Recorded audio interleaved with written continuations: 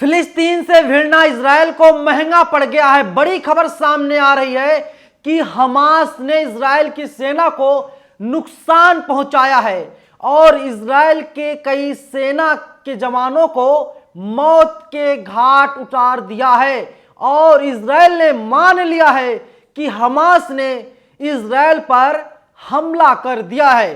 पूरी जानकारी क्या है आगे वीडियो में मैं आपको बताऊंगा। नमस्कार, मेरा नाम नवीन कुमार नंदन और आप देख रहे हैं नेशनल दस्तक।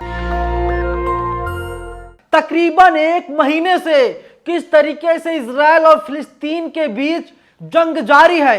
इजराइल को यही लग रहा था, नेतन्याहू को यही लग रहा था वे शहंशाह हैं, बादशाह हैं, वे तीसरे विश्व युद्ध की शुरुआत कर देंगे। लेकिन फिलिस्तीन और हमास ने कहा कि अभी वक्त है, चिंता मत कीजिए नेतन्याहू जी, आपकी उल्टी गिनती शुरू होती है। अब देखिए टीवी 9 भारतवर्ष की मैं आपको एक रिपोर्ट दिखा रहा हूं और जो है कि टीवी 9 भारतवर्ष लिखता है इजराइल ने मानी नुकसान की बात, यानी इजराइल का भारी नुकसान होता हुआ दिखाई दे रहा है।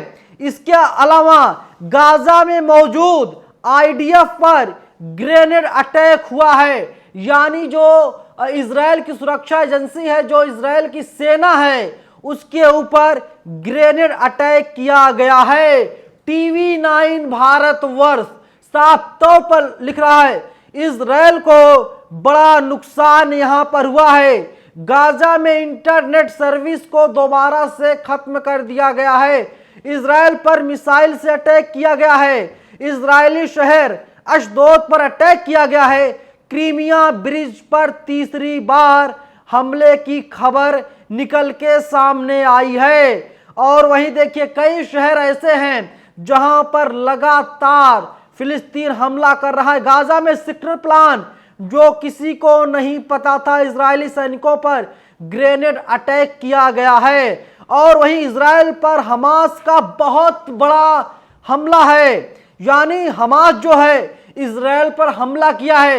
एक टीवी वाले बता रहे हैं कि हमास आतंकी संगठन है, लेकिन हमारे देश की सरकार, भारत सरकार ने अभी तक हमास को आतंकी संगठन घोषित नहीं किया है। सुरंग से बाहर निकल आईडीएफ पर हमला किया गया है, यानी हमास के जो लड़ाके थे वे लोग सुरंगों से बाहर आए और इजरायली सैनिकों पर उन लोगों ने हमला कर दिया। हमास के हमले में इमारतों को भी नुकसान पहुंचाया गया है, यानी इजराइल की जो इमारतें थीं उस पर भी हमला किया गया है। ग्रेनेड लॉन्चर से हमास ने हमला किया है इजराइल पर। हमास का बहुत बड़ा हमला है। जबालिया कैंप के बाद सर्वनाश का फैसला हो गया है। हूती से हिजबुल्लाह तक अमेरिका भी आज डरा है। अमेरिका को समझ में नहीं आ रहा है अब क्या किया जाए। हमास के हमले का नया वीडियो भी जारी किया गया है। अशदोद शहर में दागे गए कई रॉकेट और उसका वीडियो भी सामने आ गया है। इजराइल ने नुकसान की बात मानी है। 9 इजरायली सैनिक शहीद हो गए।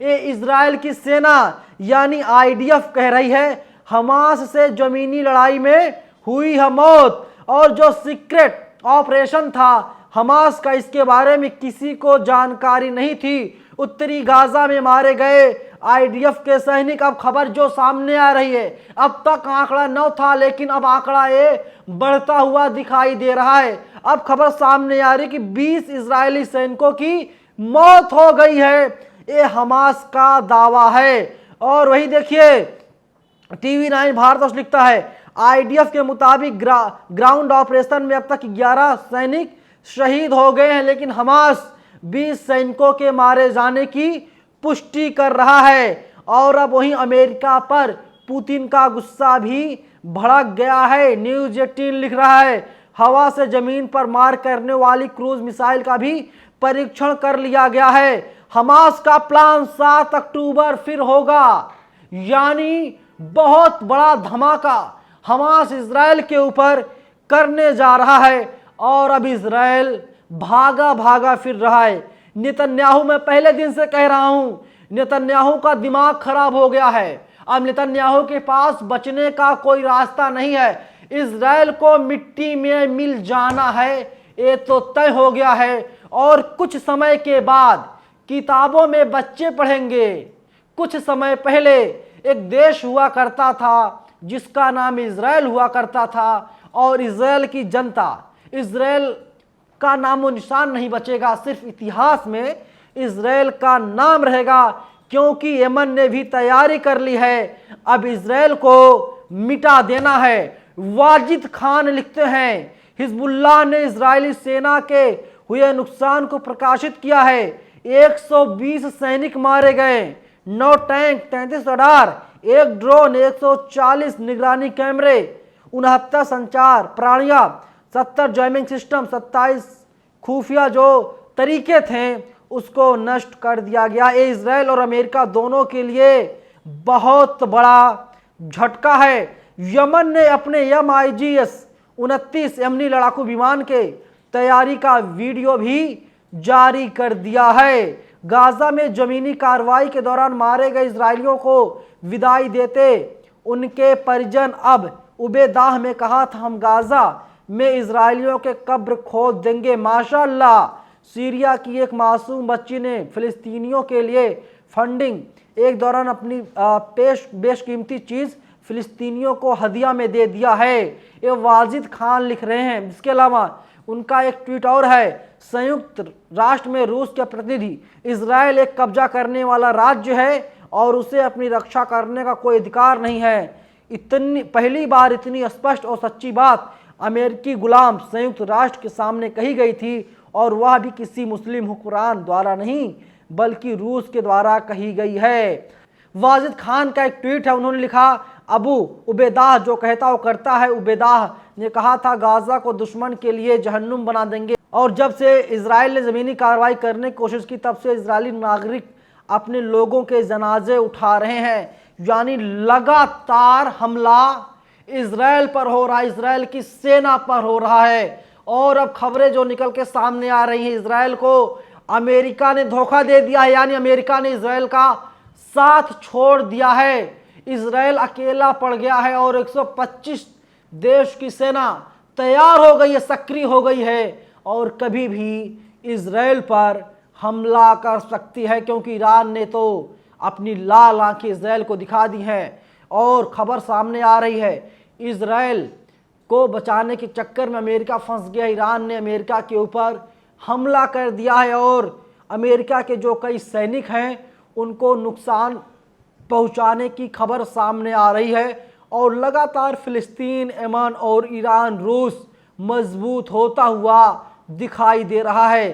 सऊदी के प्रिंस ने कहा कि अभी वक्त है युद्ध को रोक दिया जाए, वरना इजराइल को भारी नुकसान का सामना करना पड़ सकता है। यानी पूरी दुनिया के जितने देश हैं दो धड़ों में बट गए हैं।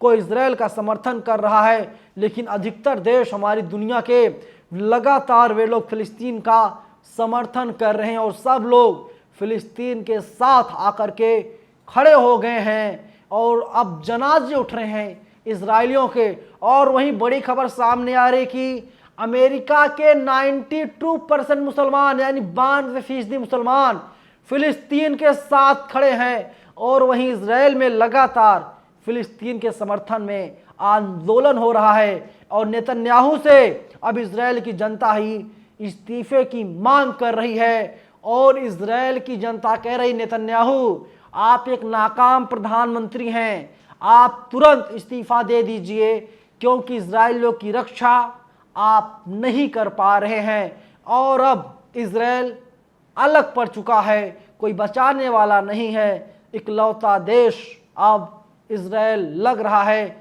ना कोई आगे है ना कोई पीछे है। वहीं फिलिस्तीन को अब तक 125 देशों का समर्थन मिलता हुआ दिखाई दे रहा है, और अब लगातार इजराइल पर हमले किए जा रहे हैं। अल-कायदा भी अब इजराइल के साथ नहीं फिलिस्तीन के साथ खड़ा है, और इजराइल इसीलिए बौखलाया पड़ा हुआ है। फिलहाल इस वीडियो में इतना ही, लेकिन आपको क्या लगता है इस लड़ाई में किसकी जीत होगी, फिलिस्तीन की या फिर इजराइल की? आप लोग कमेंट बॉक्स में हमें अपनी राय जरूर बताइएगा।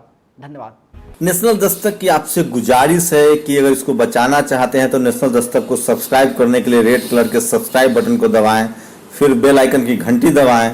नेशनल दस्तक को बचाने के लिए बहुत जरूरी है कि हर खबर को शेयर करें, लाइक करें, कमेंट जरूर करें।